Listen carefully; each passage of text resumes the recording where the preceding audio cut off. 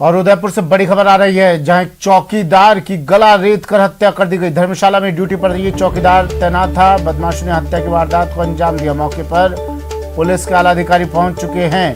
FSL team भी मौके पर पहुंच चुकी है। गोवर्धन विलास थाना इलाके की ये पूरी घटना। बड़ी खबर उदयपुर से, चौकीदार की गला रेत कर हत्या।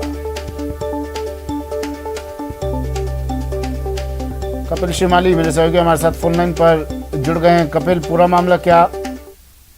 देखिए सुमित, गोवर्धन विलास थाना इलाके के काया कस्बे में, जो कि उदयपुर अहमदाबाद हाईवे पर स्थित है, वहां पर राजेंद्र सूरी जैन धर्मशाला स्थित है। और उसी जैन धर्मशाला का चौकीदार, जिसका नाम रोड सिंह बताया जा रहा है, रात को ड्यूटी पर तैनात था। सुबह कुर्सी पर ही उसकी उसका जो शव है वो पड़ा हुआ मिला। और जब पुलिस मौके पर आई तो प्राथमिक तौर पर देखने पर यह प्रतीत हुआ कि गला रेत कर रोड सिंह की हत्या की गई है।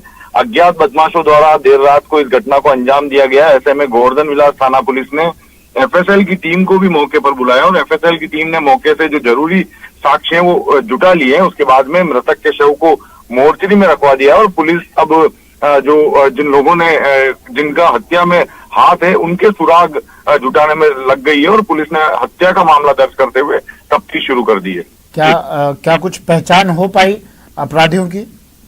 देखिए, अभी अपराधियों के बारे में कोई ठोस सुराग हाथ नहीं लगे हैं, लेकिन एफएसएल की टीम द्वारा जो साक्ष्य जुटाए गए हैं उनके आधार पर और हाईवे पर दोनों ओर जो सीसीटीवी कैमरे जो विभिन्न ढाबों पर, होटल्स पर लगे हुए हैं, उन्हें खंगालने में पुलिस की टीम इस समय जुटी हुई है। ठीक है, शुक्रिया कपिल तमाम जानकारी के लिए। तो कपिल शिमाली मेरे सहयोगी उदयपुर से फोन लाइन पर जुड़े। चौकीदार की गला रेत कर हत्या। धर्मशाला में ड्यूटी पर तैनात है चौकीदार, बदमाश आए, वारदात को अंजाम दिया और निकल गए। अब एफएसएल की टीम मौके पर पहुंच चुकी है। पुलिस टीम मौके पर पहुंच चुकी है। पूरे मामले की जांच की जा रही है।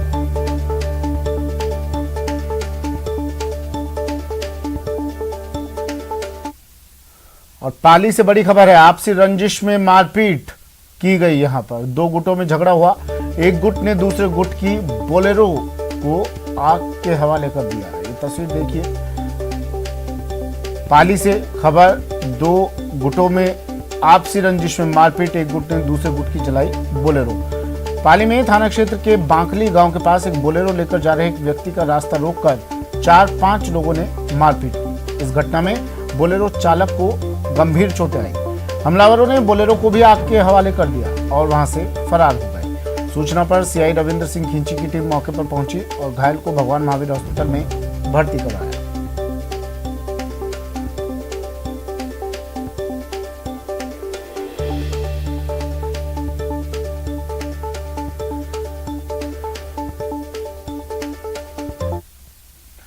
खबर भरतपुर से। भरतपुर में जमीन के विवाद में खूनी संघर्ष में गंभीर रूप से घायल 8 लोगों को अलवर के राजीव गांधी हॉस्पिटल में भर्ती करवा दिया गया है।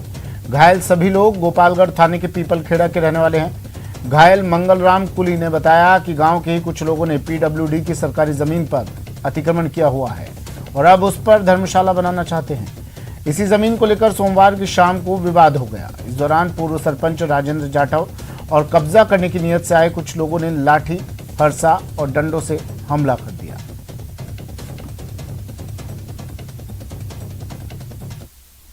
में खेत है, खेत के ऊपर झगड़ा कर रहे थे और आगे पीडब्ल्यू की जगह उसको कब्जा करना चाहते हैं राजेंद्र सरपंच।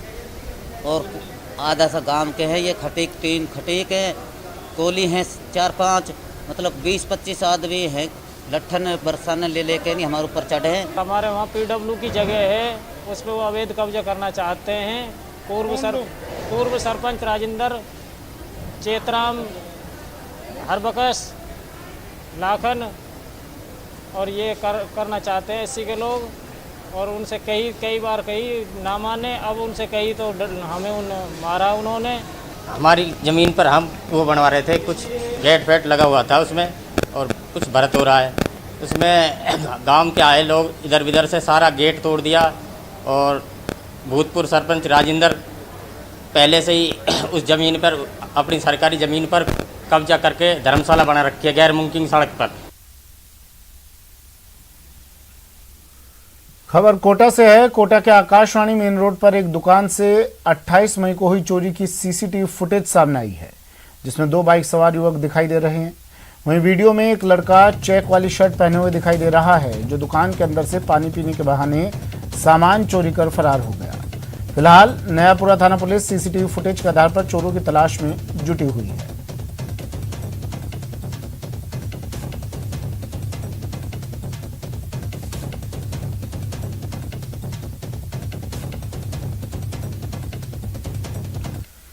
सिरोही एसपी पर कांस्टेबल और व्यवसायी ने गंभीर आरोप लगाए हैं। निलंबित सिपाही देवेंद्र कुमार के मुताबिक जब वो आबू रोड में तैनात था, उस दौरान उसने शराब तस्कर के खिलाफ कार्रवाई की थी, जिसमें एसपी खफा हो गए थे। उसके कुछ दिन बाद उसे एक मामले में आरोपियों को पकड़ने के लिए चेन्नई भेजा गया। जहां आरोपी नहीं मिला तो वापस आते ही उस पर आरोपी से 3 लाख रुपए लेने का आरोप लगा दिया गया। साथ ही उससे सिपाही तेजाराम के मार्फत 1.5 लाख रुपए की मांग रखी गई। देवेंद्र कुमार से स्पष्ट शब्दों में कहा गया कि पैसे नहीं दिए गए तो निलंबित कर दिया जाएगा और उसके कुछ ही दिनों बाद ही 19 अप्रैल को उसे निलंबित कर दिया गया।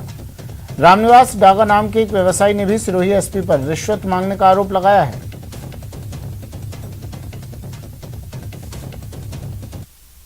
सारी चीज़ें प्री प्लानिंग करके तमिलनाडु भेजा गया वगैरह, और ये आने के बाद में इस तरह की सस्पेंड वाली कार्रवाई की गई। और ये सारी कार्रवाई दारू के तस्करों के कहने पे हो रही है।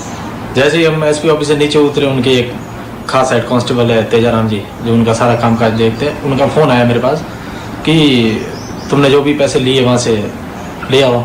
तो हमने उनको बताया कि सर वहाँ पे कुछ भी पैसों की लेन देन नहीं हुई, ना तो हम किसी से मिले ना। खबर चित्तौड़गढ़ से। चित्तौड़गढ़ में निजी अस्पताल के संचालक डॉक्टर अंकित मेहता और अस्पताल में काम करने वाले कर्मचारी अभिषेक शर्मा के बीच किसी बात को लेकर विवाद हो गया, जिसके बाद दोनों थाने पहुंच गए। थाने में भी दोनों के बीच झड़प होती रही, यहां तक कि पुलिस के सामने ही मारपीट पर उतारू हो गए, जिसके बाद पुलिस ने दोनों को शांति भंग के आरोप में गिरफ्तार कर लिया और एसडीएम कोर्ट में पेश किया, जहां से उन्हें जमानत दे दी गई।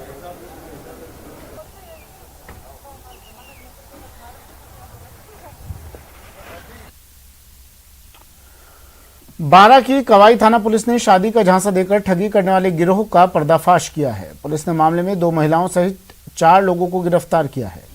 इस गिरोह ने बल्हारपुर निवासी रामनिवास मेघवाल से शादी के नाम पर 1,10,000 की ठगी कर ली।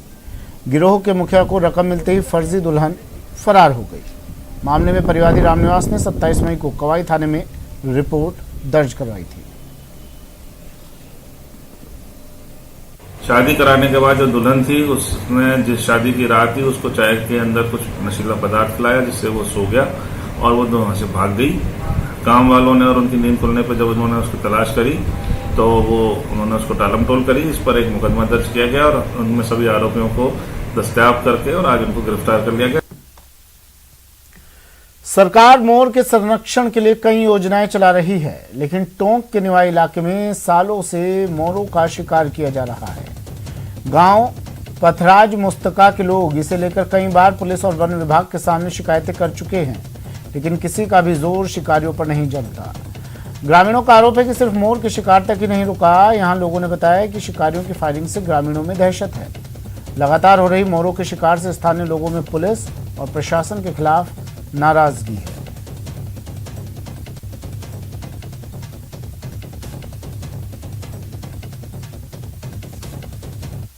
रात को अज्ञात लोग आते हैं, ये पता नहीं कौन आता है, लेकिन कभी तो अल्टो गाड़ी लेके आते हैं, कभी जिप्सी लेके आते हैं, कभी ओपन जीप लेके आते हैं। मैं हथियार शुदा आते हैं ये लोग। लाइट बंद करके आती है।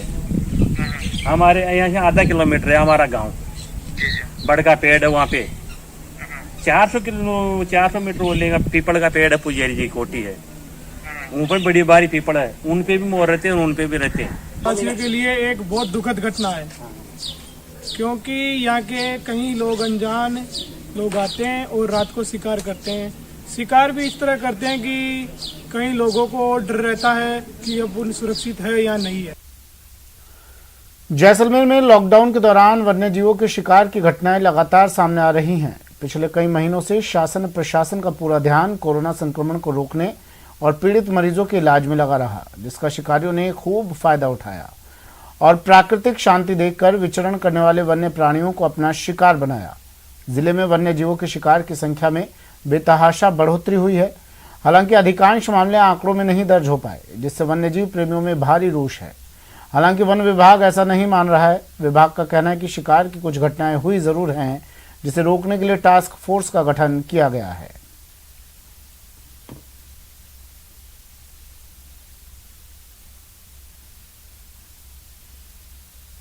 अभी जो जैसलमेर के अंदर जो हिरणों के शिकार और ये निरंतर हो रहा है, जैसलमेर पूरे क्षेत्र के अंदर जो ये दयनीय स्थिति है हिरणों की, और शिकारियों के हौसले निरंतर बढ़ते जा रहे हैं और इसके ऊपर ठोस निर्णय नहीं लिया जा रहा है। शिकारी भी एक्टिवेट हो जाते हैं, तो इसके लिए सेंचुरी एरिया में एक टास्क फोर्स का गठन किया गया है क्षेत्रीय वन अधिकारी नत्ताराम जी के नेतृत्व में, और नियमित गश्त की जा रही है। अभी 2 दिन पूर्व ही गश्त के दौरान कुछ शिकारी, एक शिकारी को पकड़ा गया था और उसको सांडा का शिकार करते हुए पकड़ा गया था और उसको कोर्ट में पेश किया गया।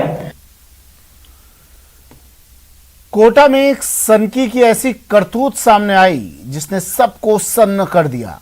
जिसने भी हैवान की हरकत को देखा वो दहल उठा।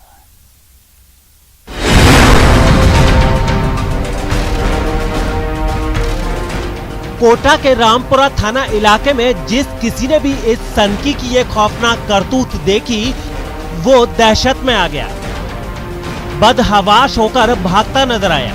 लेकिन सीसीटीवी में हैवान पति की हर हरकत कैद होती गई। आरोपी पिंटू उर्फ सुनील वाल्मीकि ने अपनी ही पत्नी की सरेआम कुल्हाड़ी से मारकर हत्या कर दी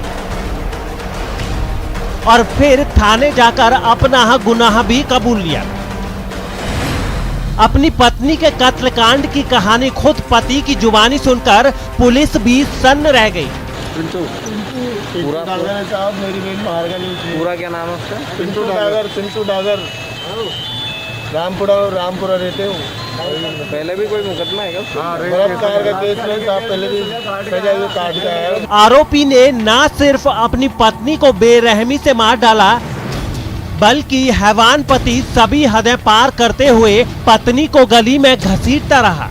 पति की ऐसी करतूत जिस किसी ने भी देखी उसका कलेजा कांप उठा। अब कत्ल की इनसाइड स्टोरी को तफसील से सुनिए। ये पूरा मामला रामपुर इलाके के हरिजन बस्ती का है। पत्नी सीमा पति पिंटू उर्फ सुनील के साथ रहती थी। पत्नी से कहासुनी पर आरोपी ने गर्दन पर कुल्हाड़ी मार दी और फिर चोटी पकड़कर 100 मीटर दूर गली में घसीटा। इसके बाद आरोपी कुल्हाड़ी लेकर थाने पहुंचा और कहा, मैंने पत्नी को मार दिया, जल्दी जाओ, उसे हॉस्पिटल पहुंचाओ, वो मर जाएगी। बताया जा रहा है कि आरोपी पति दुष्कर्म के मामले में 7 साल जेल की सजा भी काट चुका है। पत्नी का विवाद था जिसमें पति ने जो है लाठी से वार कर पत्नी की हत्या कर दी। कारण इनका आपसी विवाद की बात सामने आ रही है। पति पत्नी आरोपी का भरा पूरा परिवार था, 2 बच्चे भी हैं, लेकिन कलह में इस कदर दरिंदा बना कि अपने ही हाथों से अपने परिवार को तबाह कर बैठा। फिलहाल पुलिस इस पूरे मामले की जांच में जुट गई है ताकि इस जल्लाद को जल्द से जल्द अपने किए की सख्त से सख्त सजा मिल सके। कोटा से न्यूज 18 के लिए ओम प्रकाश की रिपोर्ट।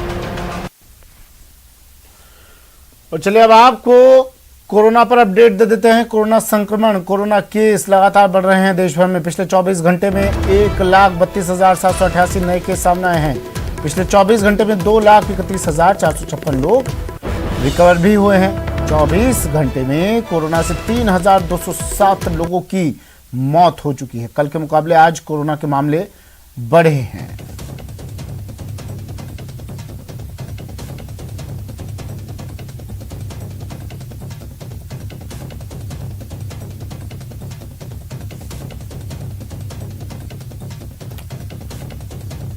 मरुधरा पर अपडेट अब आपको दे देते हैं। सख्ती से यहां कोरोना की रफ्तार अब धीमी पड़ती जा रही है। पिछले 24 घंटे में 1002 कोरोना केस सामने आए हैं। 65 लोगों की मौतें हुई हैं, 65 मरीजों की मौत हुई है। धौलपुर और सिरोही में कोई केस नहीं है। अब धीरे धीरे केस में कमी आती जा रही है और धौलपुर और सिरोही में पॉजिटिव खबर ये भी है कि धौलपुर और सिरोही में कोई केस नहीं मिला है। जयपुर में सबसे ज्यादा 233 पॉजिटिव केस मिले हैं। 12 मौतें दर्ज की गई हैं। प्रदेश भर में 6,114 लोग रिकवर भी हुए हैं। प्रदेश में अब 38,000 से कम एक्टिव केस।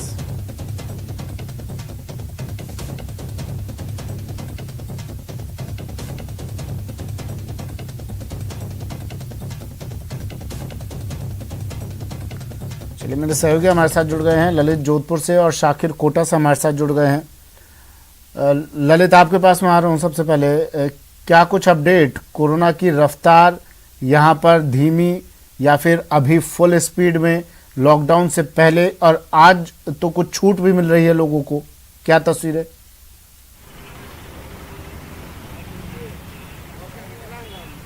देखिए सुमित, निश्चित तौर पर जो लॉकडाउन लगा था उसका असर साफ तौर पर देखने को मिला है। पहली बार ऐसा हुआ है जब महज 50 से नीचे मरीज जोधपुर में साफ तौर पर सामने आए हैं। रिकवरी रेट लगातार बढ़ रही है, 576 लोग रिकवर हुए हैं। तो ये अच्छी खबर लगातार रोजाना जोधपुर शहर में मिल रही है कि पॉजिटिविटी दर जो है वो लगातार गिर रही है। जहाँ तक आज से अनलॉक की सुविधा है, मैं आपको बताऊँ, जब से आज छूट मिली है लगातार गाड़ियों की आवाजाही शुरू हो चुकी है। जो गाइडलाइन के अनुसार पुलिस भी हालांकि मुस्तैद है, लेकिन आज सड़कों पर चहल पहल है। काफ़ी पिछले कई 20-25 दिन बाद यहाँ पे चहल पहल देखने को मिली है। लेकिन आप देखें कि लोग भी है जो अब अवेयर होने लगे हैं, मास्क सबने लगा रखे हैं और कहीं ना कहीं जिस तरह से गाइडलाइन की पालना हो रही है वही एक कारण है कि यहाँ पे लगातार आंकड़े कम हो रहे हैं और अस्पतालों में भी अब डॉक्टरों को राहत मिलनी शुरू हुई है, उन्हें थोड़ा आराम मिलना शुरू हुआ है। लेकिन फिलहाल एक समस्या समित और यहाँ पे है कि जो आईसीयू के मरीज हैं, जो वेंटिलेटर के मरीज हैं, वो एक समस्या है, वो अभी भी उसमें राहत नहीं मिल रही है, वो मामले लगातार बढ़ रहे हैं। ठीक है, कोटा लिए चलते हैं, शाकिर जुड़े हुए हैं। शाकिर, क्या कहती हैं कोटा की तस्वीरें कोरोना के मामले में बताइए, साथ ही ब्लैक फंगस को लेकर भी अपडेट दीजिए। और आज जब छूट दी है सरकार ने कुछ, तो उसके बाद क्या तस्वीरें हैं? बाजार खुल रहे होंगे अभी?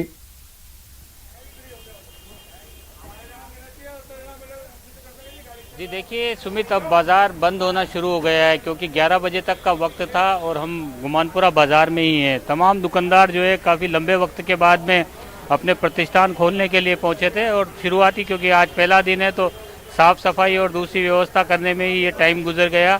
6 बजे की बजाय, क्योंकि ये बाज़ार है, इसमें तमाम तरह के शोरूम्स भी हैं, तो वो तमाम लोग जो है अब वापस अपनी दुकानें बंद कर रहे हैं। जहाँ तक कोरोना की बात है, कोरोना को लेकर लगातार कोटा में जो है ग्राफ नीचे आता चला जा रहा है। राहत की बात है, पिछले 24 घंटे में महज 27 रोगी जो है पॉजिटिव सामने आए हैं। अस्पतालों में जो है अब व्यवस्थाएं माकूल है, लेकिन कहीं ना कहीं कई बार जो है लापरवाही की तस्वीरें भी अस्पतालों से सामने आती है। जो कोविड सेंटर बनाए गए थे वो कोविड सेंटर जो है उनको बंद कर दिया गया है। लेकिन बाजार में आप भीड़ देख सकते हैं सुमित, ये गुमानपुरा बाजार है और कोटा में अब से कुछ देर पहले जो तस्वीरें थी, कई चौराहों पर जो है जाम के हालात भी बन गए थे, क्योंकि लंबे वक्त के बाद में जिस तरह से रियायत दी गई, उस रियायत में लोग घरों से बाहर निकल रहे हैं और बड़ी संख्या में जो है बाजारों में भीड़ नजर आ रही है।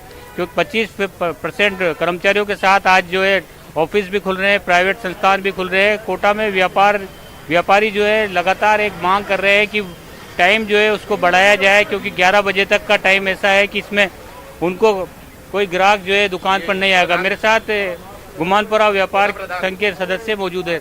क्या रहा आज पहला दिन, आप लोगों ने किस तरह से अपनी दुकानें क्योंकि लंबे वक्त के बाद खोली है? सवेरे से सरकार ने जो सवेरे 6 बजे से लेकर 11 बजे का समय दिया है, ये अव्यवहारिक है, व्यवहारिक नहीं है, क्योंकि व्यापार करने का समय उचित नहीं है। ये जो समय है ये डेयरी वालों के लिए, किराने वालों के लिए उचित हो सकता है, बाकी दूसरे व्यापारों के लिए उचित नहीं है। हमारी सरकार से एक ही निवेदन है कि ये टाइम बढ़ाकर शाम के 4 से 5 बजे तक के बीच किया जाए। सवेरे आदमी आता है, 8 बजे आएगा, साफ सफाई करेगा, पूजा पाठ करेगा और समय पूरा हो जाता है। ग्राहक के आने का समय उचित नहीं है। हम सरकार तैयारियां आपने कितनी कर रखी है? आज देख रहे हैं यहाँ पर कितनी भीड़ नजर आ रही है बाजार में, आपकी दुकानों पर किस तरह से आपने इंतजाम किए हैं? हमने कोविड प्रोटोकॉल का पूरा पालन करते हुए हमने अपने दुकानों पे सबको मास्क अलाउ कर रखा है। बिना मास्क के लिए नो मास्क नो एंट्री, और दुकान को सैनिटाइजर रख रखा है और डिस्टेंसिंग का पालना करते हुए आगे काम करेंगे हम, जिससे हम तो सुमित जो दुकानदार हैं वो समय सीमा को बढ़ाने की मांग कर रहे हैं। शुक्रिया शाकिर तमाम जानकारी के लिए, तस्वीरें दिखाने के लिए। ललित, आपका भी शुक्रिया तमाम जानकारी के लिए, तस्वीरें दिखाने के लिए। तो कोरोना की रफ्तार अब सख्ती से धीमी। ब्रेक के बाद स्वागत है आपका। बड़ी खबर आ रही है जोधपुर से। जैन समाज के लोग गुस्से में हैं। यहाँ अनूप मंडल के खिलाफ ये लोग गुस्से में हैं। अनूप मंडल की धमकी पर अब ये नाराज हैं। अनूप मंडल ने कल्पेश सिंघवी को जान से मारने की धमकी दी है। अनूप मंडल के सदस्यों ने ये धमकी दी है। जैन समाज के खिलाफ भी अनूप मंडल लगातार बोल रहा है। पीड़ित सिंघवी ने सीएम गहलोत को अब एक चिट्ठी लिखी है।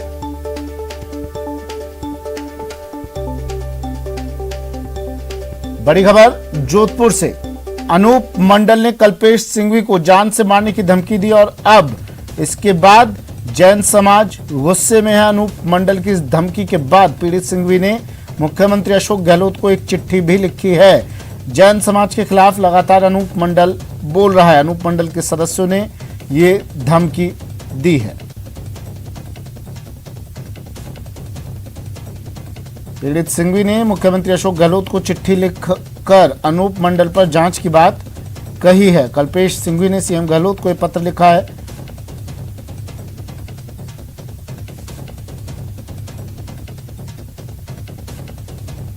बड़ी खबर है जोधपुर से। अनूप मंडल के खिलाफ जैन समाज, ये देखिए, विरोध दर्ज करवा रहे हैं जैन समाज के लोग। कल्पेश सिंघवी को जान से मारने की धमकी दी है अनूप मंडल ने और अब उसके बाद जैन समाज के लोग गुस्से में।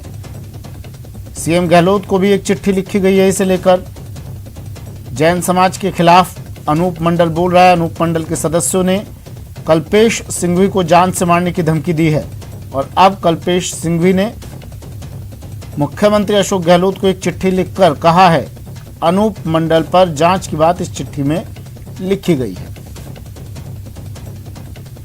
ललित मेरे सहयोगी जोधपुर से फोन लाइन पर जुड़ गए हैं। ललित, क्या है ये पूरा मामला, तफसील से बताइए थोड़ा। अनूप मंडल क्या है, कल्पेश सिंघवी कौन है, क्यों ये धमकी दी गई और अब क्या चल रहा है वहां पर? देखिए रोहित, अनूप मंडल जो है ये सूरत से लेके जो राजस्थान में 2 जिले हैं, सिरोही और पाली, यहाँ पे इनका पूरा 50 लाख इसके मेंबर हैं। लेकिन पिछले 2 सालों से जैन समाज को लेकर लगातार बयानबाजी होती रही है। कई ऐसे आरोप लगाए हैं जिसको लेकर जैन समाज में आक्रोश है। उसमें साधु संतों को बदनाम करने की बात कही है। साधु संतों को कोरोना संक्रमण लाने के लिए जिम्मेदार ठहराया गया है और कहीं न कहीं मानसून में बरसात न होने के कारण भी कई ऐसी बातें कही गई है जिसका जैन समाज विरोध कर रहा है। फिलहाल कल्पेश सिंघवी वो इंसान है, हालांकि जैन समाज के उप सचिव रहे हैं ये, लेकिन इन्होंने 2 साल से अनूप मंडल के खिलाफ आंदोलन किया है, मुहिम छेड़ी है। लेकिन तब जाकर अब जब काफी संख्या में जैन समाज एकत्रित हुआ इस मुहिम के खिलाफ, तब उसको जान से मारने की धमकी मिली है। मुख्यमंत्री कार्यालय तक ये पूरा मामला पहुंच चुका है और उसने इस पूरे मामले की जांच की मांग की है। अनूप मंडल का इतिहास बताइए ललित थोड़ा, किस तरह का है ये संगठन, क्या करता है? करीब 50 लाख मेंबर है। आदिवासी जिला की खास उनका है। कहीं न कहीं हैरानी की बात यह है कि जब से कोरोना वैक्सीन आई है, इस संगठन ने वैक्सीन नहीं लगाने का एक प्रण लिया है, जिसके तमाम सदस्य वैक्सीन नहीं लगा रहे हैं। तो ऐसी कई ऐसी हैरानजनक बातें इस मंडल की तरफ साफ आई है। लेकिन चूंकि जैन खिलाफ की मुहिम चल रही है, उसका जैन खिलाफ काफी विरोध कर रहा है और कहीं न कहीं जो 50 लाख मेंबर हैं उन तमाम मेंबर के खिलाफ एक मुहिम चल रही है। ठीक है, हमारे साथ कल्पेश सिंघवी जी फोन लाइन पर जुड़ गए हैं। कल्पेश जी, क्या कहा है अनूप मंडल के लोगों ने आपसे, क्यों धमकी दी जा रही है आपको? सर, ये 2 साल पहले की घटना से अब तक जोधपुर से मैं कल्पेश सिंघवी इसकी मुहिम प्रखर की थी। मुकनाराम इनका एक संत है जिसके खिलाफ मैंने रूपचंद जी सालेचा के लेकर बालोतरा के अंदर एक FIR दर्ज करवाई थी। मैं आपको मुख्य रूप से बताना चाहता हूं, 1919 और 1920 के अंदर जब देश आजाद भी नहीं हुआ था तो अनूप मंडल के लोगों को 65 व्यक्तियों को सिरोही स्टेट ने सजा दी थी। फिर 1957 में इनकी किताब जगत हितकारणी को बैन कर दिया था। हम तब से ही पूरा जैन समाज इनके खिलाफ जोधपुर से आवाज उठाई थी। लेकिन पिछले 2 साल से जब मैंने इनके खिलाफ आवाज मुखर की और पूरे देश में जब आज क्रांति आ गई है, तो ये पिछले साल भर से इनके जो अनुयायी हैं वो मुझे अननोन नंबर से जान से मारने की धमकी दे रहे हैं। लेकिन मैं जान से मारने की धमकी से डर नहीं रहा हूं। मैंने मेरे कदम पीछे नहीं किए हैं। मैंने मुख्यमंत्री अशोक गहलोत जी को भी कल मैसेज कर ये बात से अवगत कराया है। सभी से मुख्यमंत्री अशोक गहलोत जी ने CMO IG साहब को आदेश दिए हैं और उनसे भी वार्ता चल रही है। लेकिन ये जो मुझे मारने की साजिश रची जा रही है जूम मीटिंगों के तहत, जूम मीटिंग के अंदर क्लिप भी मेरे पास में आ चुके हैं जो मैंने IG जोधपुर रेंज को भेज चुका हूं। IG साहब ने उसके ऊपर कार्रवाई की है। मेरे को मारने के लिए ये सोच रहे हैं कि अगर इस कल्पेश सिंघवी को रास्ते से हटा दिया जाए तो ये मुहिम कमजोर हो जाएगी। लेकिन मैं आपके टीवी चैनल के माध्यम से बताना चाहता हूं कि कल्पेश सिंघवी अगर मर भी गया तो सैकड़ों कल्पेश सिंघवी पैदा हो जाएंगे धर्म रक्षा के लिए। इनकी जो जगत हितकारिणी किताब है, वो किताब के अंदर ये किसी भी सनातन धर्म को नहीं मानते हैं, ब्रह्मा विष्णु महेश को नहीं मानते हैं, रामायण को नहीं मानते हैं, महाभारत वेद उपनिषद ये किसी को नहीं मानते। तथाकथित अनूप स्वामी जो हुए थे सिर्फ उनकी किताब को मानते हैं, जबकि वो किताब पूरे भारत के अंदर। पहले भी कभी आपको धमकी मिली है सर? सर इस साल भर से लगातार अननोन नंबर से धमकियां आती है। जब वो नंबर डिस्प्ले भी नहीं होते हैं, इन लोगों के पास पता नहीं कैसे कैसे नंबर इन लोगों के पास आ चुके हैं जो डिस्प्ले नहीं होते हैं। अच्छा, क्या धमकी देने वाले ने क्या कहा आपको? फोन पर क्या बात हुई उसकी आपसे? सर राजेश पटेल के नाम से बात करते हैं, अमृत प्रजापति हरि सिंह तकतगढ़। अमृत प्रजापति इनका अध्यक्ष है, राष्ट्रीय अध्यक्ष। और मुझे जान से मारने की समस्या का समाधान ले लेते हैं। अभी गुलाब चंद कटारिया जी भी हमारे साथ जुड़ गए हैं, नेता प्रतिपक्ष हैं। गुलाब चंद जी, स्वागत है आपका न्यूज 18 राजस्थान पर। सर जैन समाज के लोग गुस्से में हैं, शिकायत दर्ज करवाई जा रही है, कब होगा इनकी समस्या का समाधान? और काफी दिनों से लोग परेशान चल रहे हैं सर। अनूप मंडल के सदस्य कुछ इन्हें धमकी दे रहे हैं। तो मैं कहता हूं कि कोई अगर अपने देश को समझने की कोशिश करे तो ये 100 साल में पैदा होने वाला देश नहीं है। इसको हजारों लाखों वर्षों से ये देश अपने कुछ मूल्यों के आधार पे चल रहा है जी। और मैं सोचता हूं कि दुर्भाग्य हमारा है कि 100 साल में अनूप मंडल ने जिस प्रकार से एक विद्वेष फैला करके एक तरह से समाज को तोड़ने का प्रयास किया है। और मैं जहाँ तक मेरा अनुभव है, मैं भी 70 साल से ऊपर हूँ, मैं सोचता हूँ कि अगर जैन समाज से ज्यादा अहिंसक समाज और कौन होगा है। उसके बारे में भी अब अनूप मंडल जिस प्रकार से प्रचार और जिस प्रकार के शब्दों का प्रयोग कर रहे हैं, मैं सोचता हूँ कि आखिर आपके इन शब्दों का किसी को जोश आकर के वो भी उसी भाषा में जवाब देता है, तो उसको ठीक करने के पहले आप अपने आप को ठीक कर लो, वो अपने आप ठीक हो जाएगा। इसका इलाज धमकी दे करके कुछ करने का ये मैं सोचता हूँ कि उचित भी नहीं लगता है। और मैं सोचता हूँ अगर किसी का कोई बात गलत है तो कानूनी कार्रवाई करने के लिए आप भी स्वतंत्र हो। हाँ बिल्कुल सर, इन्होंने सीएम गहलोत को चिट्ठी लिखी है, ठीक है, देखा जाएगा उस पर क्या कार्रवाई होगी, किस तरह से संज्ञान लिया जाता है। लेकिन नेता प्रतिपक्ष हैं आप, विपक्ष के नाते आपकी भी जिम्मेदारी बनती है। क्या आपने कभी इसको लेकर कोई आवाज उठाई? मेरे हिसाब से राजस्थान में हमने अनूप मंडल को कभी से प्रतिबंधित किया, इनके सारे साहित्य को जब्त किया। इनके कई लोगों ने जिन्होंने लॉ एंड ऑर्डर तोड़ने का काम किया उनको गिरफ्तारियां की। राजस्थान में इन 4 जिलों में पिछले 10-11 साल में आपने इस प्रकार की कोई घटना होती हुई नहीं देखी होगी। तो हम एक सरकार के नाते जो कानूनी अधिकार हमको प्राप्त है उसका हमने प्रयोग करके और सामाजिक समरसता बनाने का प्रयास किया। सर अनूप मंडल के लोग कानून का उल्लंघन कर रहे हैं, खुलेआम धमकियां दे रहे हैं, लॉ एंड ऑर्डर के साथ खिलवाड़ कर रहे हैं। क्या कहना चाहेंगे आप सरकार से सर? किस तरह की कार्रवाई चाहेंगे इस पर, इस मंडल पर? क्यों ये लोग अब तक खुलेआम घूम रहे हैं, इस तरह की धमकियां दे रहे हैं व्यापारियों को, इन लोगों को, जैन समाज को?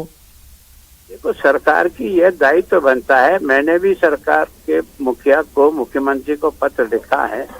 जिस प्रकार का वातावरण दूषित हो रहा है उस पर आप अपना संज्ञान लें और तुरंत कार्रवाई करें, चाहे वो कोई भी व्यक्ति हो। बिल्कुल। जो सामाजिक विद्वेषता फैलाने का काम करता है बिना किसी कोई बात के, और ये देश कोई 100 साल से नहीं चल रहा है हिंदुस्तान, ये कोई अनूप मंडल के पैदा होने के बाद हिंदुस्तान पैदा नहीं हुआ है। हमारे बाप दादा इससे पहले कई पैदा हो गए। तो मैं सोचता हूँ उनकी गलतफहमी निकाल देनी चाहिए। ठीक है, शुक्रिया सर। गुलाब चंद कटारिया जी हमारे साथ जुड़ने के लिए। गुलाब चंद कटारिया नेता प्रतिपक्ष जुड़े और कह रहे थे जल्द से जल्द इस पर कार्रवाई होनी चाहिए अनूप मंडल पर। जैन समाज के खिलाफ ही लगातार बयानबाजी कर रहा है और अब जैन समाज के लोग गुस्से में।